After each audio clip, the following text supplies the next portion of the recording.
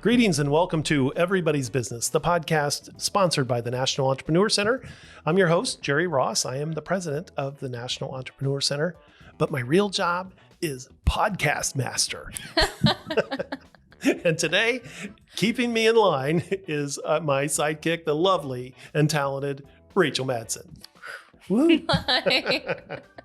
She has the Wonder Woman approach here. Yeah, right. One of the few people who can keep me in line. Yep. It's a job. It is. It's a full-time job. Yeah. It takes a village. Business topic of the day. Let's talk about the silence. Yes, I'm talking about the sounds of silence. Enjoy the silence. Because in sales, there are times when you ask a question or you ask for the sale and you need to be quiet. You need to allow your client to process all of the information that you've just delivered. Sometimes people, need a few minutes just to ponder what you've said, the benefits that you've provided. Sometimes they're thinking about, how am I going to sell this to my boss, or how am I going to sell this to the organization? And they just need a few seconds to put that all together. And what happens to us? We get nervous, antsy, uncomfortable. Yeah. And it's only been a few seconds, but for us, it seems like an eternity as salespeople. And so having silence is okay. It may be a little uncomfortable at first, but the more you practice that, the more you're able to allow that time. So you can't be afraid of that or uncomfortable. If you want to put that in perspective of how much time just a few seconds can seem like, next time you're at a stoplight and you're first in line, look at your watch. And when the light turns green, just stay put. It will seem like an eternity. And eventually someone will honk. But when you look at your watch, it's only a few seconds. And that's what happens when we're in the sales situation. We get uncomfortable when it's just been silence for a few seconds. And we think it's been minutes. And we get nervous. And then what happens? We open our mouth and we start talking, and we talk them right out of the sale. Oh my, yeah. That is something that I think everyone needs practice. That's right. With, yeah. When I was younger, I used to always just say the wrong things. And I had to practice with writing.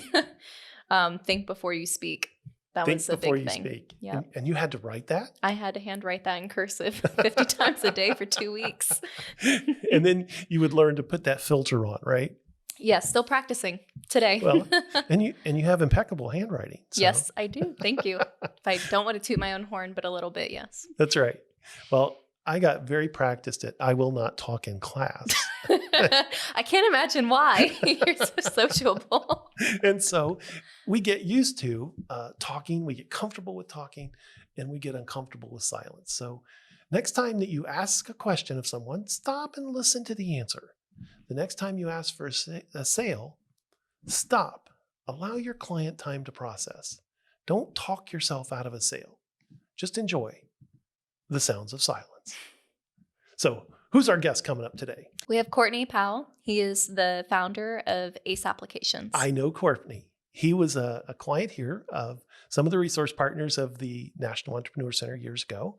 And he's even come back to teach seminars on technology for us. So I love those stories where entrepreneurs come here and we get connected with them, and then they come back and they help. And so not only has Courtney done seminars here, but to come back and join us on the podcast and share his experience and his expertise with others is a great story of giving back to the community.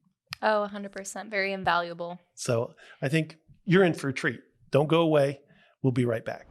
The National Entrepreneur Center in Orlando, Florida has been around since 2003 and today is home to 14 business support organizations who have a single mission: to help you grow your business. Through free business coaching, low-cost training, and valuable business connections, these 14 business support organizations assist thousands of entrepreneurs each year in starting, growing, and scaling their businesses. So why not visit the website at nationalec.org today, or give us a call at 407-420-5600. 4848 to discover how you might take your business to the next level. And by the way, the National Entrepreneur Center is funded entirely through local sponsors, which include Wells Fargo, Orlando Utilities Commission, Regions Bank, and the Corridor, just to name a few. So let's get connected today and get growing. Check out our website at nationalec.org. And we're back. Today's guest is Courtney Powell, president and owner of AceApplications. Courtney founded AceApplications to provide top-tier technology, and that includes software, app development, as well as IT consulting and staffing services to businesses, schools, and government agencies. He began his career as a software engineer in Lockheed Martin's Engineering Leadership Development Program. Courtney served as the Director of Technology for C&L Financial Group, an Orlando-based commercial real estate and financial services firm. Courtney has been named one of Orlando's top 40 business executives under the age of 40 by the Orlando Business Journal, and in 2019, get this, he was recognized by the U.S. Business Administration as the state of Florida's Minority Small Business Person of the Year. He is a commissioner on Orlando's Dr. Martin Luther King Jr. Commission, and he serves as a board member for Tech Sassy Girls.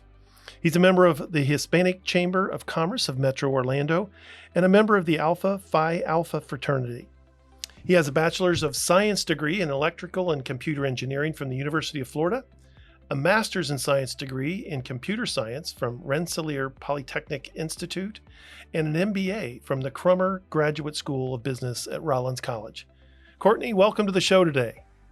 Thank you, Jerry. Good to be here. That is quite the resume, and I certainly appreciate what you've done with AceApplications and your work here around Central Florida. Absolutely. Happy to be a part of this great community. So tell me a little bit about AceApplications and what you do. Okay. Well, our firm, as you spoke a little bit about in the intro, we're a software development, systems integration, IT consulting firms for business, schools, and government agencies. The core of our services are targeted towards state and local government. That's who I would say probably 70 to 80% of our customers are. And now we're also trying to grow into the federal space as well. But we approach... That's quite a leap, isn't it? Sure. It is. When I first started my career, I started working as an engineer for Lockheed Martin. So I'm very familiar with that federal space and working and providing solutions for DoD. But as an employee, not so much as a business owner providing services there. So it's always been one of my goals to get back and to expand our market and offer services from a business standpoint back into that federal space. Well, doing business, especially with state government or even local government, that in itself seems to be a really tough market to navigate, not only with all of the different departments and regulations, but with the speed at which they make decisions or they make their payments. Has that been an issue for you? Yeah, absolutely. It's been actually a great learning experience for us because, the thing about doing business with federal and state and just government in general, from a return standpoint, and you can have fairly steady returns, solid contracts, multi-year contracts for a long period of time to sustain and grow your business. But you hit it right on the head in that they're a lot slower. They move a lot slower. There are a lot more layers of approval and policies and procedures that you have to get through. And oftentimes, small businesses have to be prepared to not get paid, 60 days, 90 days, and sometimes even longer, which makes it very challenging for a small business. Well, and having worked for Lockheed Martin before that, kind of gives you a taste for that, because many times these big corporations are almost like dealing with the government just internally. Absolutely.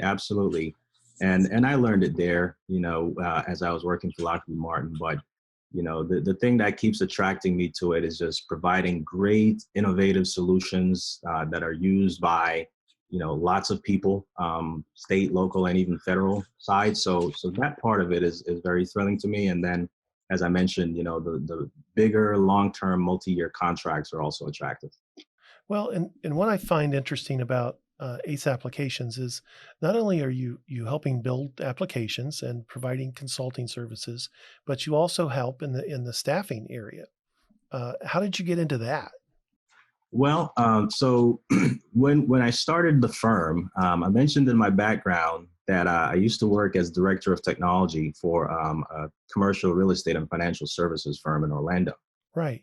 And so as the director of IT, I was exposed to many different areas of the business of IT.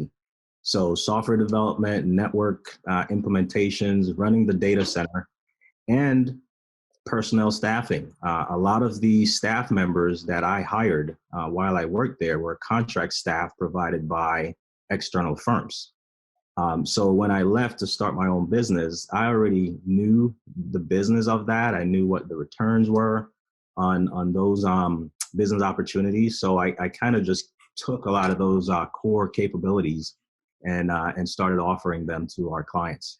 And that's an entrepreneur. That's I have never met a good business opportunity I didn't want to get into, and so you identified an opportunity there, and I think AceApplications, by providing those different things, has such a broad view of what the needs in the marketplace are. Absolutely. Tell me. A lot of business people listening today may have already started their business and they're in growth mode, but there's some folks listening that may be thinking about starting their own business. So how did you make the leap? You were working for corporate America, you IT director.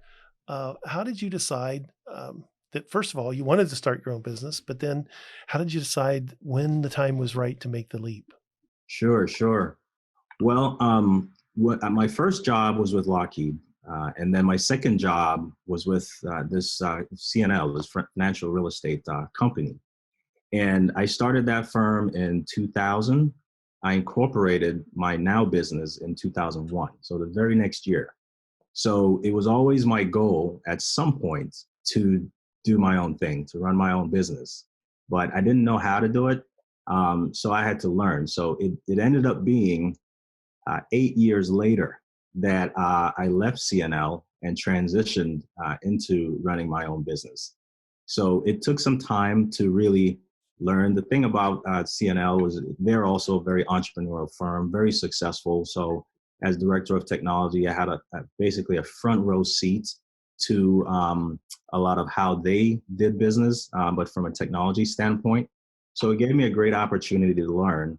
But 8 years later, you just get to a point in your career, started to become a little bit discontented with what you're currently doing, wondering, when is it that I'm going to leave and transition to do where my heart really is. And I remember when I got to that point, I actually went out to lunch with my wife one afternoon. And Good call. That's right. So we sat there and we talked about it, and I said, hey, I think I'm ready. I think this is what I want to do.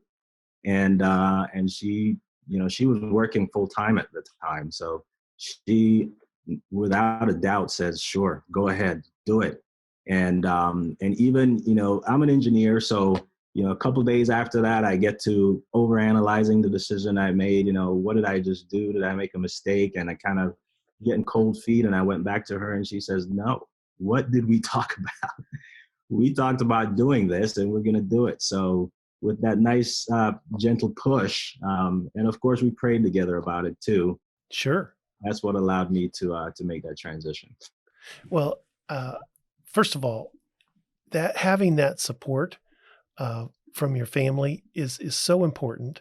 I had that as well. And as in my journey as an entrepreneur, I always had the support of my circle, which I think is really important. But also, and some people forget about this, when you start that entrepreneurial journey, it's really, really good to have a partner who is working and that can provide income and can provide access to healthcare and things that many entrepreneurs don't think about. And yet, when they talk about the entrepreneurial journey, they forget sometimes what the sacrifices are and also what the safety net is of having the support of your circle, your family, whether that's, income or the idea that, yeah, you need to go this, rather than saying, what are you doing? Right.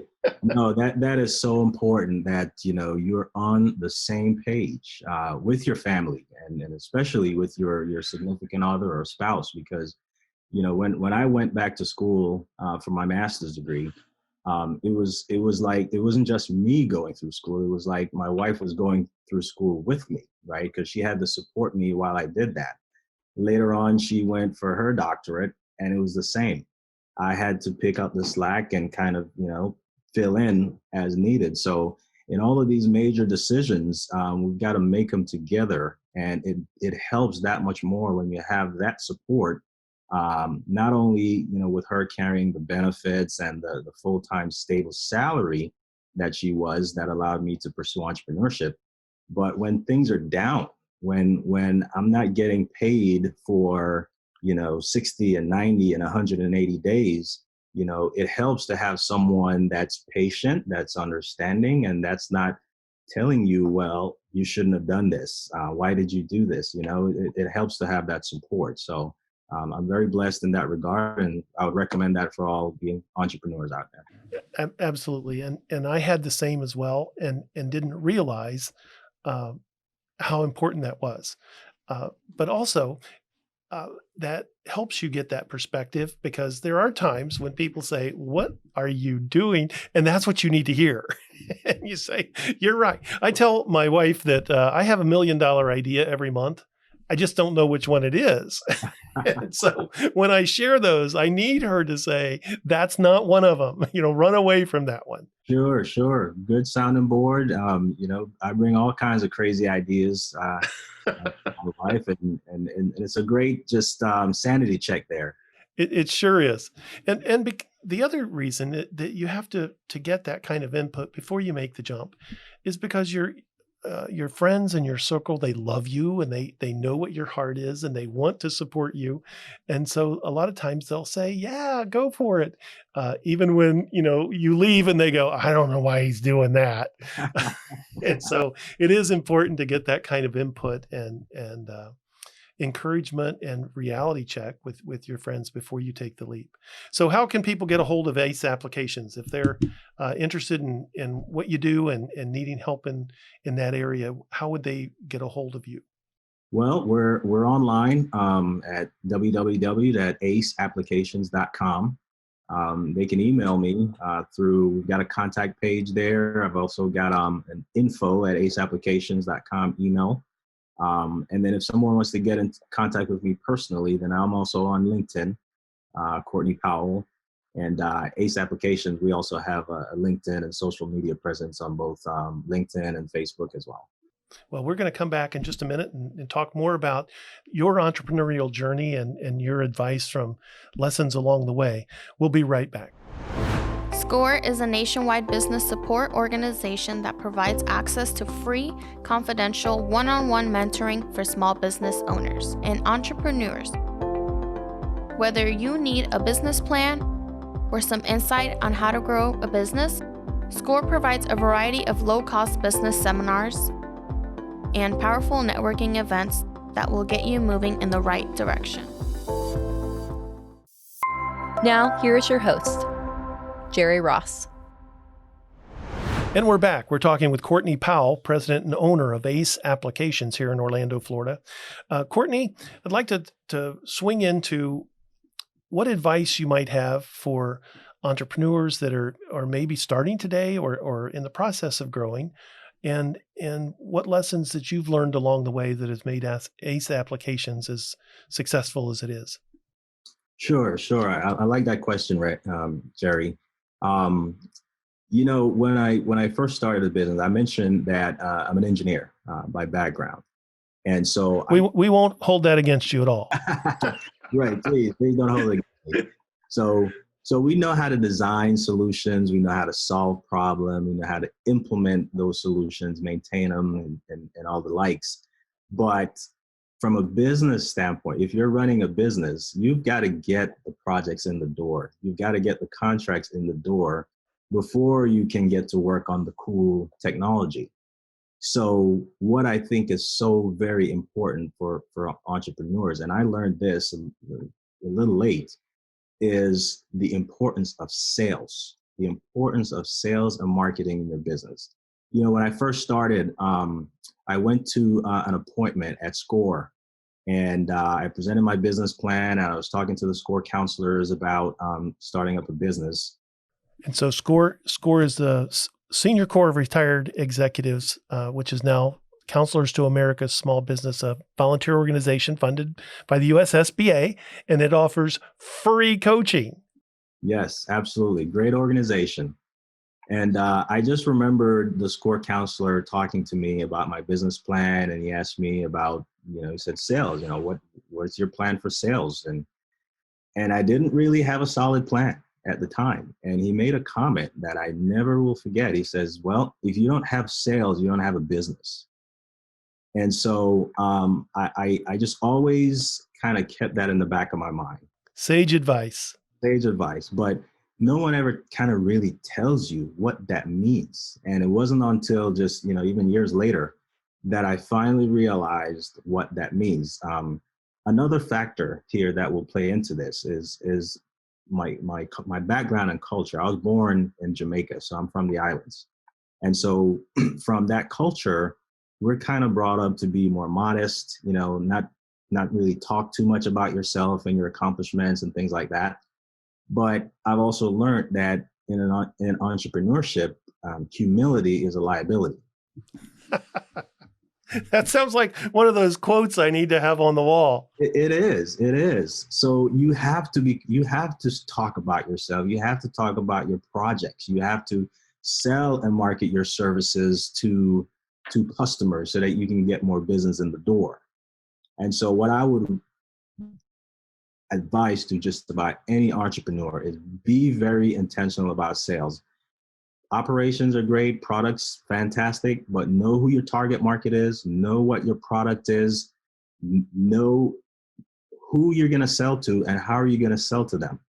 What is your list of target customers that you are going to call? What is the contact information for those people? Who are going to make those calls? Is it just you, or are you going to recruit 2 or 3 other team members? Are you going to build a sales team?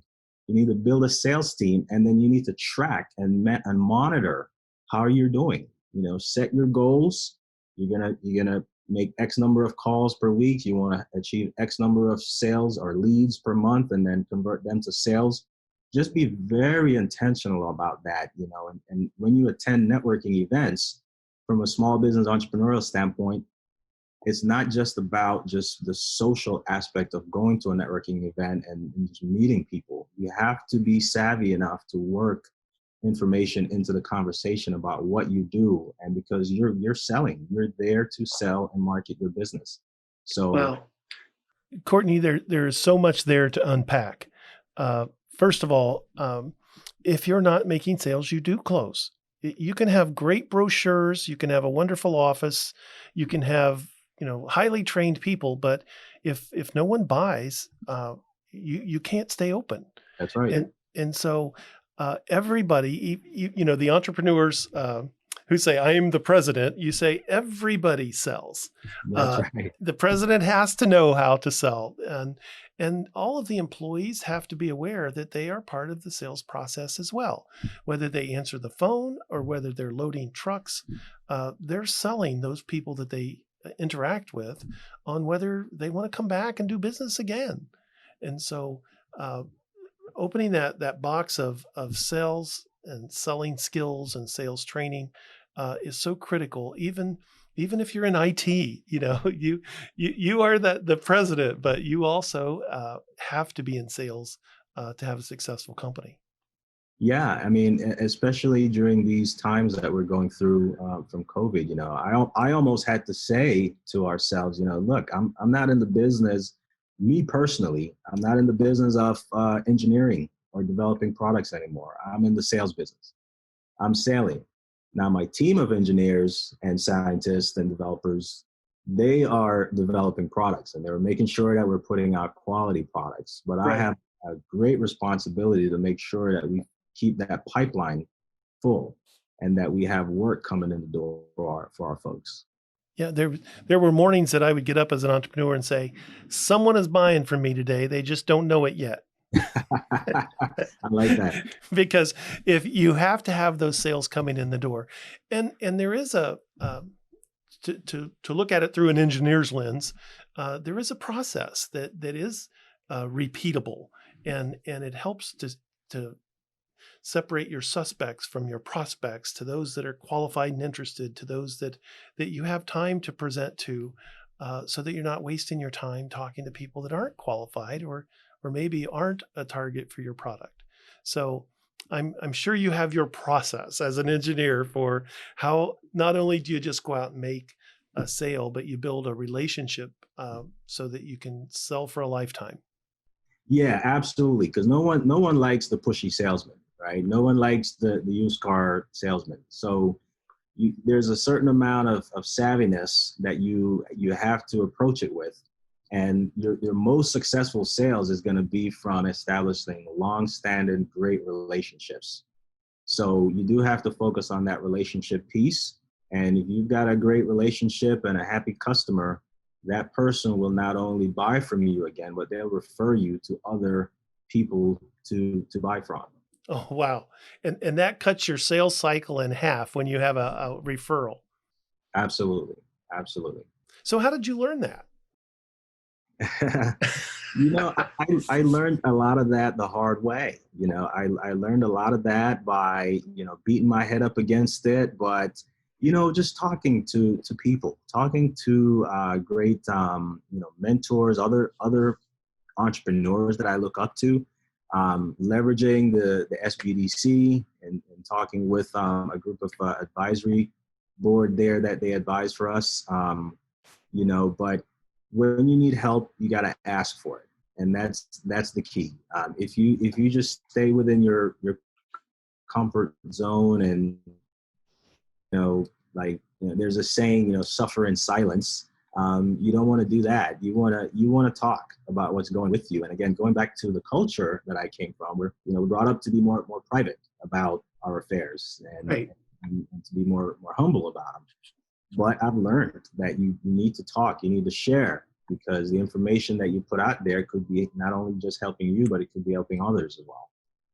That's right. And there's nothing shameful, there's nothing wrong with asking for help, because any successful entrepreneur will talk about the help that they've received from others. So if you're in need of help, wherever you're listening from, there is a SCORE chapter that's close to you, funded by the U.S. government. Their coaching is free. The SBDC refers to a small business development center. There are small business development centers all over the country. And so don't be shy. Don't be alone. Ask for help at one of those locations. We're going to come back in just a minute talking with Courtney Powell, the CEO and president of AceApplications. We'll be right back. The National Entrepreneur Center has made it easy for you to learn business principles from anywhere, at any time, with NEC Online. As a supplement to all the great resources at the National Entrepreneur Center, you now have free access to over 300 learning modules that you can access at any time. Thanks to the generous sponsorship of Wells Fargo and our partnership with The Lonely Entrepreneur, you can access this powerful online learning platform for free. Learn on your own time and at your own pace. Access product reviews and participate in weekly group coaching opportunities. Right now, the only thing missing is you. So check out our online learning platform today at nationalec.org. That's nationalec.org. Did I mention it's free? And we're back. You're listening to Everybody's Business. I'm your host, Jerry Ross. Everybody's Business is presented by the sponsors of the National Entrepreneur Center in Orlando, Florida. We're glad you're listening. And today we're talking with Courtney Powell, the president and owner of AceApplications. Courtney, let's talk about lessons learned or lessons that you would like to share with our listeners today about something they should be doing as an entrepreneur or should avoid doing from your lessons learned along the way? Okay. All right. So there's a couple things. One, I would put sales at the top of that list. Be intentional about sales. Be intentional about getting projects in the door. Very important. Two, I would recommend that entrepreneurs have like a healthy paranoia about your business. What I call a healthy paranoia, because one day you could be up and you got a great contract, great cash flow, things are going so nicely, but the next day or a few months down the line, that could go right down. And if you don't plan for that and anticipate and put measures in place to soften that curve, you can find yourself in a world of hurt. So you almost have to be paranoid that you want to keep that business up. You want to keep it growing up, and you've got to do things and put measures in place to prevent that. Never be too comfortable or too complacent. Well, I wish I had had that advice a few years ago. In our own business, we were bidding on a contract with the government, and it took all hands on deck, and that became our entire focus. And while it was a great contract, we kind of relied on that, and everybody spent time on that.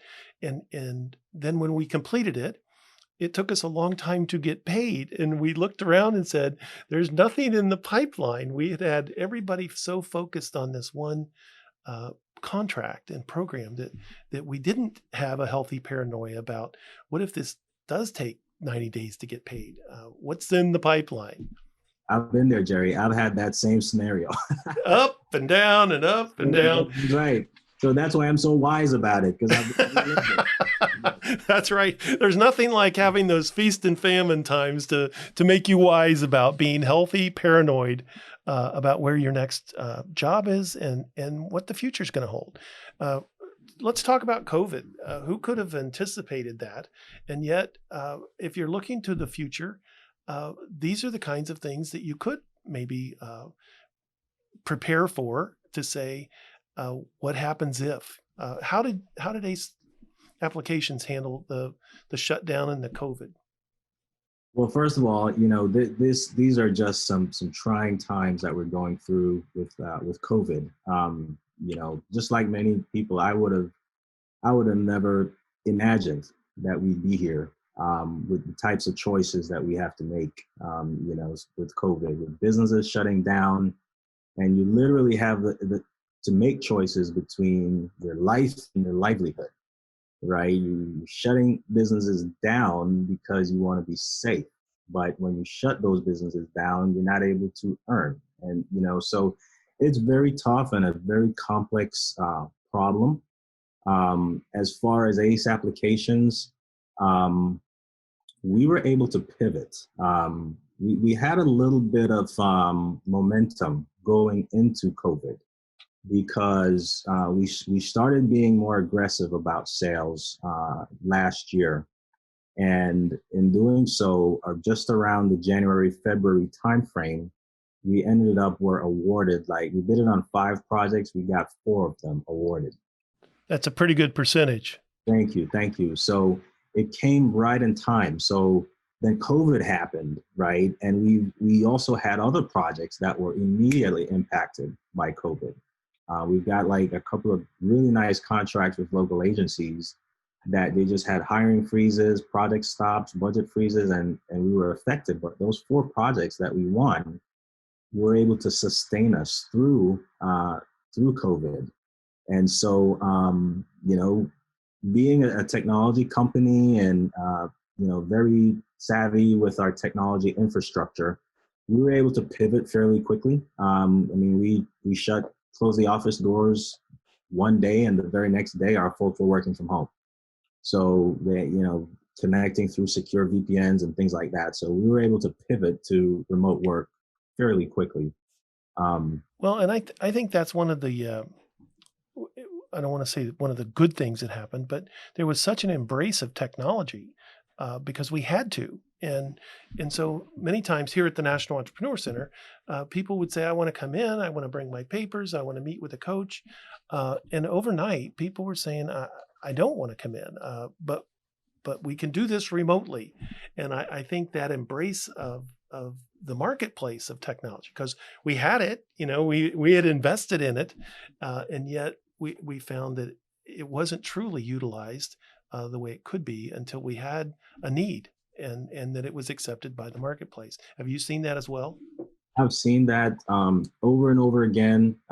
We have some schools that we support, and we had to get them online. I mean, we had to move all the curriculum and the courses online, registration online. We had situations where schools could not have students walk in the door to register.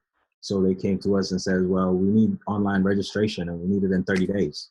Never thought about that. Never thought about that. So we've got a group of great software developers and systems integrators. And so we were able to kind of step up and answer the challenge. But so many businesses have had to pivot, and a lot of organizations, a lot of government organizations even, that were, very hesitant about going to the cloud, over the years, have had to move there almost overnight. So I've seen it. I've seen it time and time again. Mm-hmm. What are your thoughts on reopening businesses and going back to the office with your team?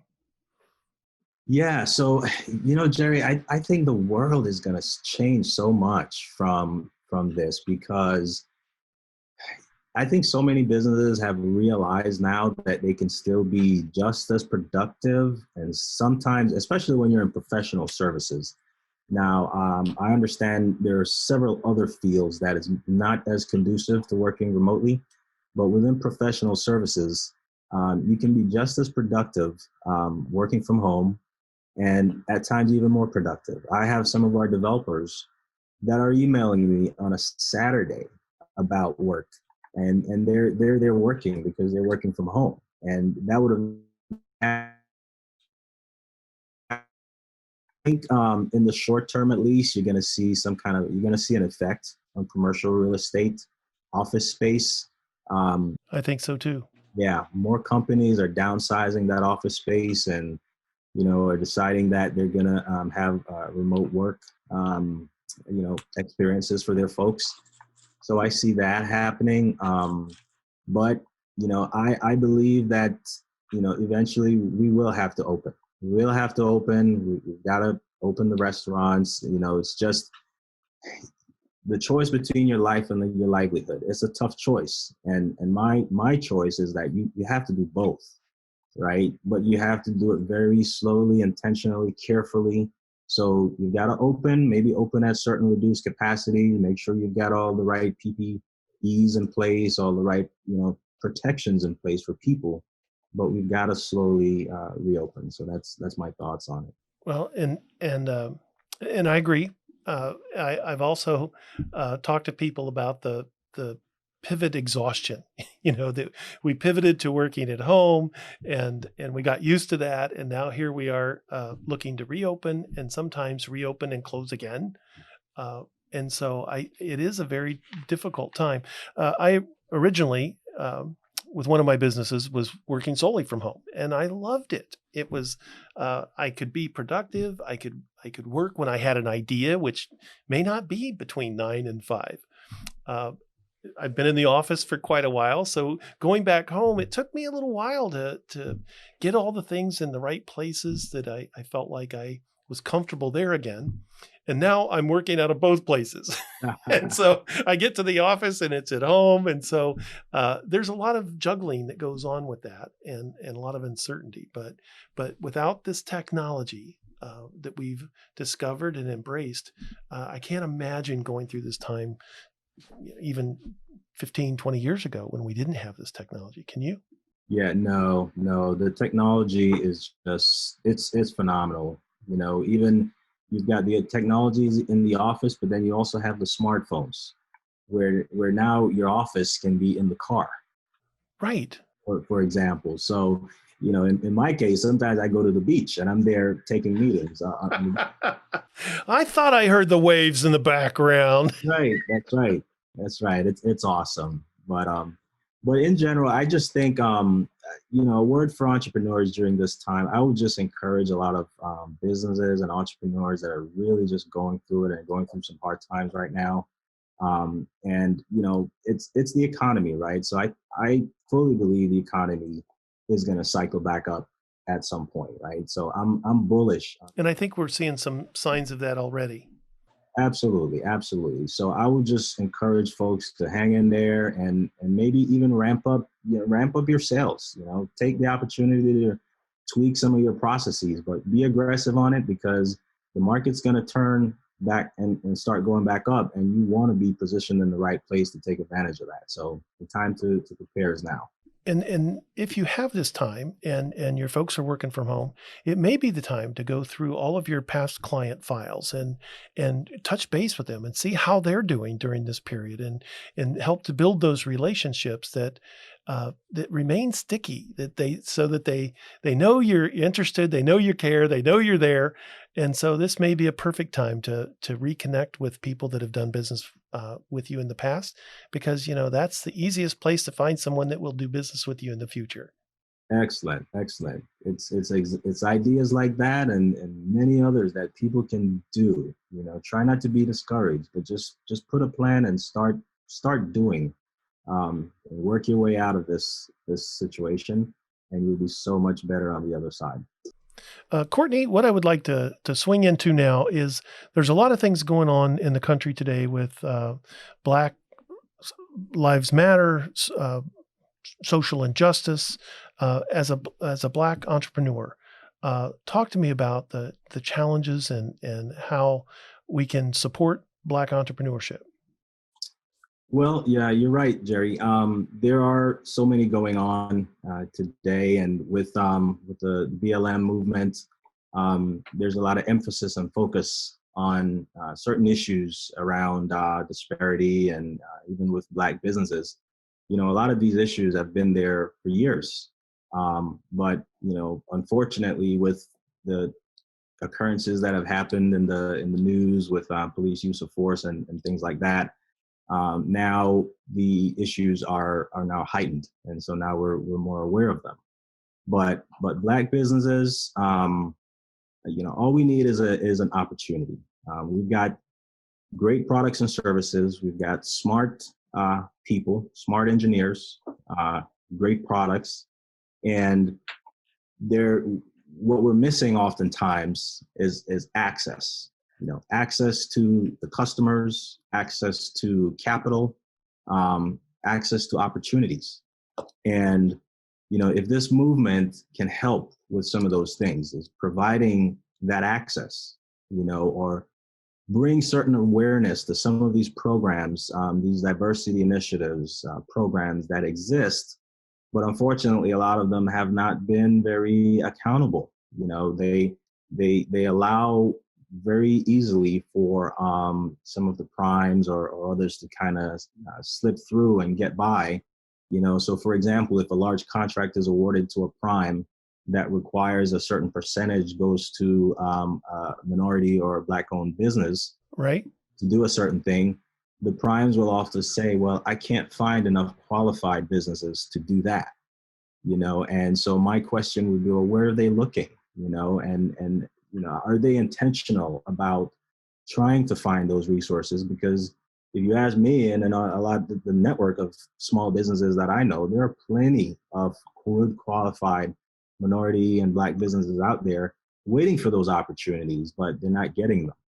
So some of those larger primes they're kind of allowed to get away with that without being intentional about finding those opportunities. So if this movement can bring some more light to this, so that we can have more equity and more access, more opportunity for Black businesses, that's all we ask. We're not asking for a handout. We need access. We need an opportunity to really show what we can do and deliver our products and services. Well, and especially there's two issues of access. One is access to capital, and so many times, it's the banks that have regulations, and they're trying to say, much like with the PPP loans, it costs me as much to make a $5 million loan as a $500,000 loan, and so they go to those larger loans, and the small businesses get left out. And so we have to fix access to capital for all small businesses and all minority owned and women owned businesses. Absolutely. The Entrepreneur Center here is really a collaboration of lots of different diverse organizations. And we trying to address that issue of access to opportunity would bring in some of the prime contractors and say, we know you can't join 100 chambers so that you can have access, but not on our watch. Come on in with what you have, and we'll put all of those diverse businesses in front of you. And we did that with a particular construction company on a project, and we were overwhelmed with great qualified diverse companies that were in front of the project managers that said, these are the needs that I have on this project. And we were able to work with them to provide access. So it's not hard. It needs to be intentional. It does. And there needs to be some accountability for it when people try to Absolutely skirt the law or skirt the system, so. But that's all we need is just that access. Give us the chance to shine and show what we can do, and we'll do it. We'll blow your socks off. Well, I agree. I've seen that happen time and time again here at the Entrepreneur Center. So that does give us something to work on and something to get better at, because it is something that we can accomplish when we set our minds to do that. As we say here at the Entrepreneur Center, a unity of purpose. That's right. And I think this recent happenings in our communities have brought that to a level to where we can decide collectively that we are going to address this and make it happen. So thank you for being an advocate, and thank you for speaking truth to the issues that we can address today. Absolutely, Jerry. Thanks for the platform, and I'm very encouraged by what I'm seeing, and I'm bullish on the future. That's what I like to hear. I'm bullish on the future too. You're listening to Everybody's Business with Jerry Ross, and we'll be right back. As we go through this year of the pandemic, many of us thought that would only be maybe a few weeks, maybe a month, but now that it's gone on for months, people are realizing that maybe we're not going to be doing business the way we used to. Maybe business has changed forever. Whole workforces have pivoted to working from home. Schools closed, businesses closed, live events canceled. COVID-19 has pretty much turned our daily lives upside down. Dealing with a global pandemic has also made us rethink how we do everything. Schooling our children to serving customers, it's difficult. Any kind of change is difficult. But when you add to that all the uncertainty that comes with an unpredictable virus, a virus that could be fatal, it's no wonder that folks are feeling a bit stressed these days. So if you are feeling stressed right now, it's okay. You're normal. What you need to know is that you're not alone. Most everybody today is feeling the stress of the situation. Maybe in different ways, maybe with different circumstances, but believe me, everyone has been affected. It's okay not to be okay right now. You are allowed to take time for you to regroup and to recharge. I think there are some aspects of what we've found from working remote that are good, that we've learned to use different technology. We've learned new ways to stay in contact with each other and with our clients. And I think even when things do get back to normal, whatever normal may be, that we'll find that some of these aspects of technology and video conferencing, online learning, all of those things will be carried forward into the new way of doing business. Remember, in times of chaos, there is always an opportunity.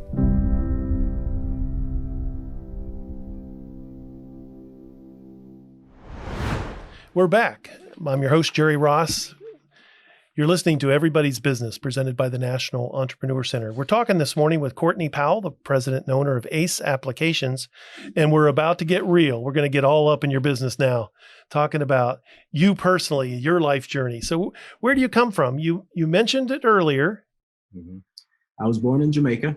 Came here when I was 14, and I've been a U.S. citizen ever since. Where in Jamaica? So I was born in Kingston, Jamaica. Uh-huh. it's a different upbringing. When you go to Jamaica and you enjoy the fun and the sun and the beaches, which I enjoy very much now when I go back. That's one part of Jamaica. The other part, especially when you grew up, you didn't have many means. My folks were, working folks, weren't very rich at all, and we didn't have an automobile or a car to get around, so you had to take the bus and you had to walk to school. So lots of character building experiences growing up that all kind of helped to create the person that I am today. That's right. So when you came to the States at 14, where did you come to?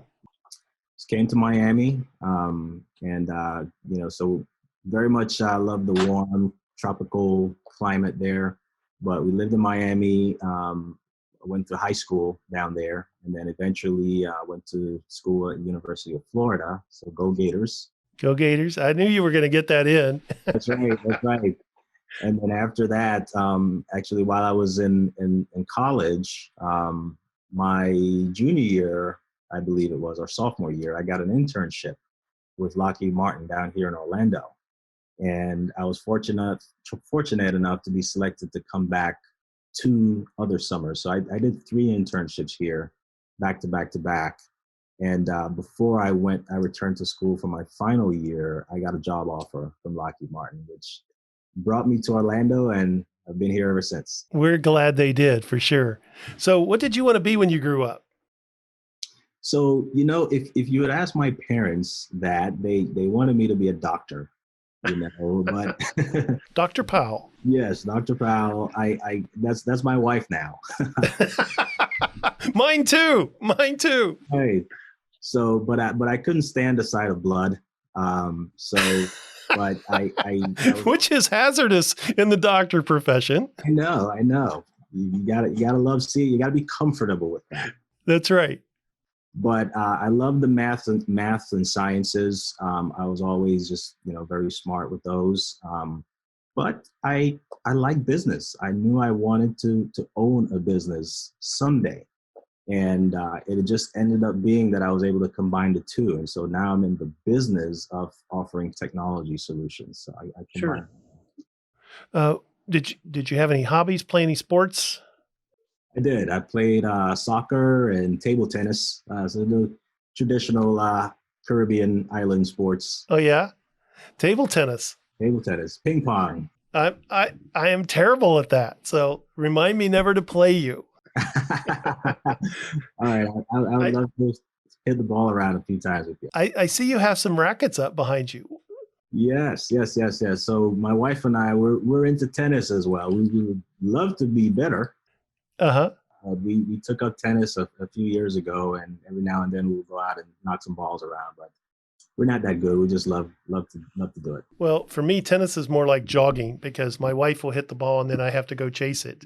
I'm very slow to get to the ball. So I spend most of my time playing tennis, really jogging after the ball. Right. Who were your mentors growing up? Who pointed you in the right direction, or who did you go to for guidance? So my parents, of course, just hardworking, folks that didn't have a lot, but just worked a lot, and they never made me know I was poor. We always had what we needed growing up. So, very huge role models in my life and a mentor, and then later on in life, a couple of professors that I had in school were great mentors to me, and giving me some sound advice. And then when I got into business, a few other successful entrepreneurs that I've met over the course of my entrepreneurial journey have been great mentors. Those are always so important to have people that can, call that out of you and say, here's what you should be aware of, or giving you a different perspective. Absolutely. One I want to mention, when I was at Lockheed for my first job, there was a gentleman there. Actually, it was for my third internships. There was an engineer there that was assigned to me for the summer. And he was basically my supervisor, giving me assignments and things like that. But coincidentally, he was also working on his PhD at the time, and he wanted to be a teacher. So he took the opportunity that summer to not just give me assignments, but also to just really teach me coding and teach me, how to code software. And he would literally break out different modules of assignments. He would teach me the concept. He would give me assignments, and then I would have to come back with a completed project, and he would literally grade it. And, he took me through that rigorous exercise, and I learned so much from him that summer, about some of the best practices and techniques and around the solid theories behind software development. So I would say, Paul was a great mentor as well. Well, and that is so unique many times in corporate America to have someone that will take the extra time and to pay attention and help you develop your skills. Absolutely. One of my first bosses taught me a lesson very early. He brought me in and said, "Your job is to make me look good." And I said, "Okay." And he said, "That way, when I get promoted, I take you with me." That's right. And I rode his coattails. Nice. Very nice. So having those mentors is important. Let me ask you, if you were president for a day, what would be your priorities? Wow. If I was president for a day, and nowadays we've got these two issues of the health concern nationally and then the economy, I think I would just be laser focused on those two issues, trying to figure out how to reopen the economy safely, but definitely intentionally, trying to figure out the vaccine issues, safe policies around kind of how to reintegrate into society. Some of those things are what I would be working on. And on the economics, if I were president, one of the things that I would look into is, especially when it comes to small businesses, there are some economic disparities with small women-owned, minority-owned businesses. And I think I would be a little bit more intentional about putting some programs, some measures in place, some accountability measures to try to create a more equitable situation for small, women-owned, minority-owned, veteran-owned businesses, so that they can have, an equal opportunity to compete and get business in some of these various contracts or agencies. Well, I would vote for you for president because I think a lot of times especially the economic programs for small business start out with the best of intentions, and by the time they get back down all the way to the people they're supposed to be helping, based on the regulations and based on the structure, it never ends up really coming out the way that people maybe thought from the beginning. And so I think I would vote for you for president if you could fix that. And we, unfortunately, we only gave you 24 hours, but I'm sure you could do it. Yes, I would laser focus on that. Yeah. So if you could meet with anyone in history, who would it be and what would you talk about? Wow. So I would meet with probably Dr. King, Dr. Martin Luther King. You mentioned I serve on the mayor's MLK commission.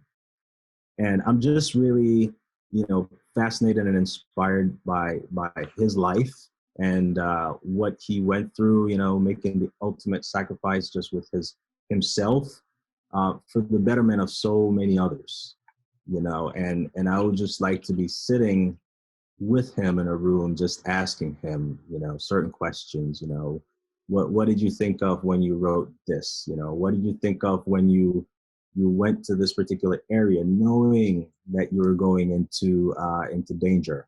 I'm just so very inspired by what he did, and we, obviously, I stand on the shoulders of Dr. King and so many others that came before me, but just a very selfless human being. He mentioned the promised land. Very clear. He says, "I may not get there with you, but I want to make sure you're going to get there." And he Yes. did everything and committed to making sure that others got there. So, Well, and how much he accomplished in so little time, and how selfless it was, and how courageous it was. that's right. That's right. You know, he did so much in his few years that he had on this earth.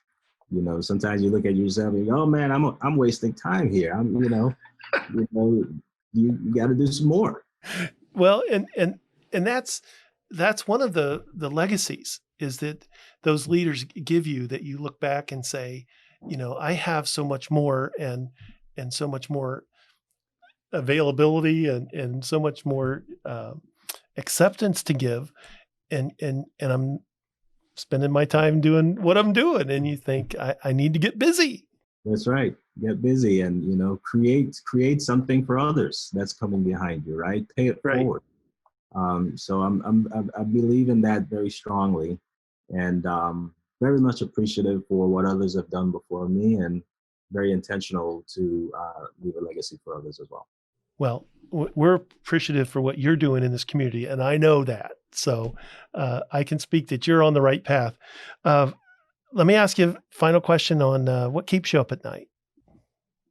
What do you worry about? Well, you know, it goes back just again, just the business. I've got a, you know, almost a laser focus on my business and trying to grow that. And it's a very scary thought if you go to bed at night and you think about, whoa, what if I can't pay my people when payday comes? You know, so having that healthy paranoia to make sure that you're running the business, you've got healthy cash flow, and you're growing it, so that I never have to look at my employees and tell them I can't pay them. That's the worst fear, and many times that's a division of growth in a business when you say, now I got to make a payroll, and that happens every 2 weeks in most companies, that the owner is going to have that healthy paranoia of, how am I going to do that in 2 weeks? Sure. And we want to not just, you know, survive. We want to thrive. We want to, you know, create high paying jobs. We want people to go out and buy new homes. One of the biggest joys of myself from being an entrepreneur is when we hired a young man when he was riding a little scooter when we hired him. And then we saw him buy a small car.